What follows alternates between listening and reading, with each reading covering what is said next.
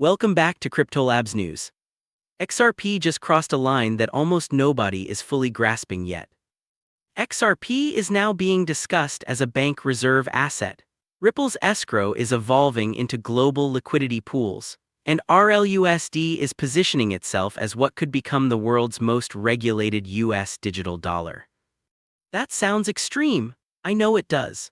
But today we're going to walk through exactly why Chad Steingraber and others are framing it this way, what Ripple's newly approved banking license actually unlocks, and why this moment could quietly reshape the entire financial system around XRP and RLUSD. We've already covered parts of this in the last couple of videos, so if you're new here or feel behind, go back and watch those first. Ripple's banking approval didn't come out of nowhere, and the details matter. But for today, we're going deeper into what this actually means. Ripple received conditional approval to establish Ripple National Trust Bank in the United States. This is not hype. This is real. It's a preliminary charter, and Ripple will need roughly 9 to 12 months to fully operationalize the bank, but the approval itself changes everything.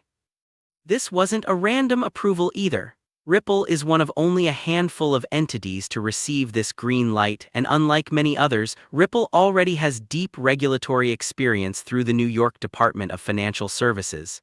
That gives them a head start. So let's start with the core question. What does it actually mean to be a bank reserve asset, and why does it matter so much? A bank reserve asset is something that is safe, highly liquid, and reliable, held by banks to meet obligations, process payments, handle withdrawals, and survive financial shocks. These assets are not typically lent out. They sit on balance sheets to ensure stability. Think cash in the vault, deposits at a central bank, treasury securities, gold. This is where the conversation around RLUSD and XRP becomes interesting. Reserve assets exist so institutions don't collapse when pressure hits. They are used to meet regulatory requirements and day-to-day liquidity needs. In macro terms, reserve assets are what central banks use to stabilize currencies, intervene in FX markets, and cover balance of payments gaps. Traditionally, that includes foreign currency reserves like U.S. Treasuries, monetary gold, IMF special drawing rights, and central bank deposits. Now ask yourself this. If the world is moving toward tokenized finance, instant settlement, and real-time global payments, does that old system still scale? That's the void Ripple is positioning itself to fill. Ripple's National Trust Bank charter, supervised by the OCC, is a structural game changer, not just for RLUSD but indirectly for XRP. This is not a retail bank. You and I won't be opening checking accounts there. This is a federally supervised trust bank focused on custody, stablecoin reserves, crypto infrastructure, and institutional settlement. Ripple National Trust Bank will sit under OCC supervision alongside roughly 60 other national trust banks. It must meet strict capital, risk, and operational standards before becoming fully operational. And here, where RLUSD becomes the star of the show. The bank will manage RLUSD reserves as a fiduciary, under dual regulation from both the OCC and the New York Department of Financial Services. Let that sink in. That regulatory stack puts RLUSD in a category almost no other stablecoin can touch. Circle doesn't have this structure, Tether definitely doesn't. This isn't even the same conversation. This is the level of oversight that major banks, prime brokers, payment processors, and potentially central banks are looking for. The US has made it clear it doesn't want to launch a retail CBDC. But if you wanted a privately issued, fully regulated digital dollar with bank-grade oversight, RLUSD fits that role almost perfectly. It doesn't get more regulated than this. Now let's talk about XRP. Recent OCC guidance, specifically Interpretive Letter 1188, explicitly allows national banks to use crypto assets for settlement, payments, and risk-principled activities as part of the business of banking.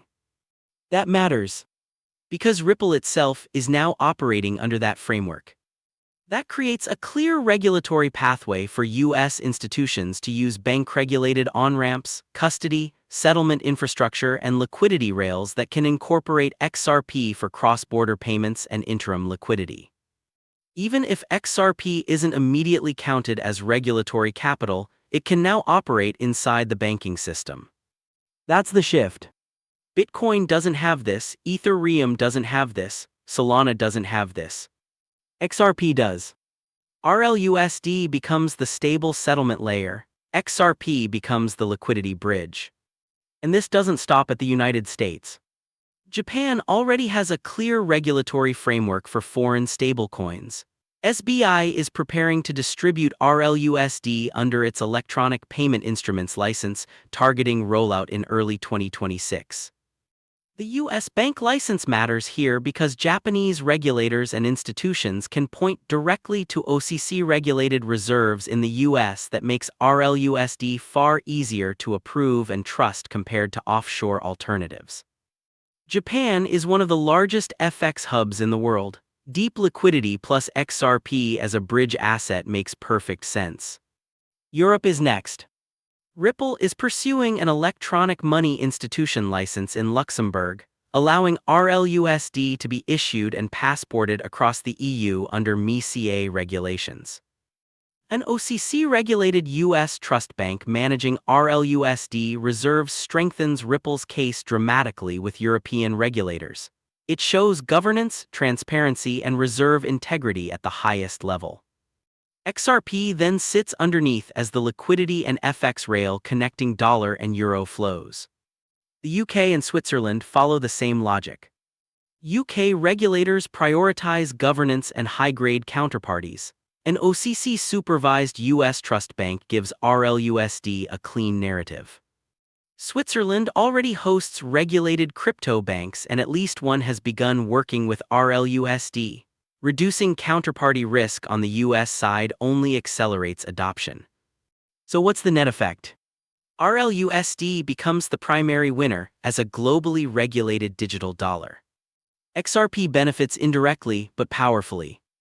As more banks, payment providers, corporates, and treasuries adopt RLUSD under strict regulatory regimes, demand for fast, capital-efficient cross-border liquidity explodes. That's exactly where XRP operates. This is why I've been talking about banking licenses for months. This is the gateway. Ripple isn't just a crypto company anymore, it's becoming financial infrastructure. Public companies are already discussing XRP as a reserve asset. Institutions that were hesitant are now paying attention. And when the strategy conversations start, XRP is suddenly in a category of its own. There's an older clip from Black Swan Capitalists that captures the bigger picture. The World Bank, the IMF, and the Bank for International Settlements are actively working toward a tokenized global financial system. Everything becomes trackable, tokenized, and settled in real time.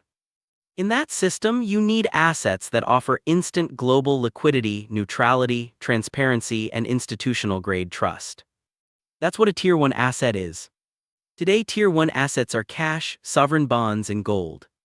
If regulators ever decide to treat XRP exposure as high-quality liquid collateral under the Basel framework, everything changes. We're not talking billions anymore. We're talking trillions. And with limited liquid supply on exchanges, price discovery becomes violent. I don't know the timeline, nobody does. All I know is that Ripple securing a national bank charter wasn't just another headline. It was a signal. And signals like this don't come often. That's it for today. This is CryptoLabs News. Have a great weekend, and I'll see you in the next one.